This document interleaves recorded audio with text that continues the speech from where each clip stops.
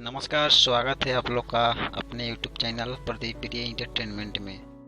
मैं हूं प्रदीप और आज बात करेंगे आईपीएल को लेकर। जैसे कि आप सभी को पता है कि आईपीएल 2020 का आज पांचवा मुकाबला शाम के 7:30 बजे अबू धाबी के खूबसूरत स्टेडियम पर मुंबई इंडियंस और कोलकाता नाइट राइडर्स के बीच में खेला जाएगा।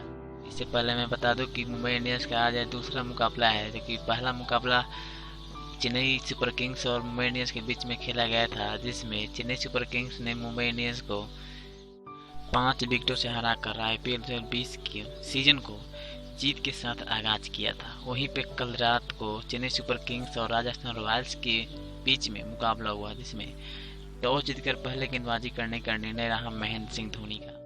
पहले बल्लेबाजी करते हुए राजस्थान रॉयल्स की टीम ने निर्धारित 20 ओवरों में अपने 7 विकेट गंवाकर 216 रन बनाए और उसके जवाब में उतरी चेन्नई सुपर किंग्स की टीम की शुरुआत अच्छी नहीं रही और अंततः वो निर्धारित 20 ओवरों में अपने 6 विकेट गंवाकर 200 रन ही बना सकी और इस तरह से अपना दूसरा मुकाबला 16 रनों से गंवा दी।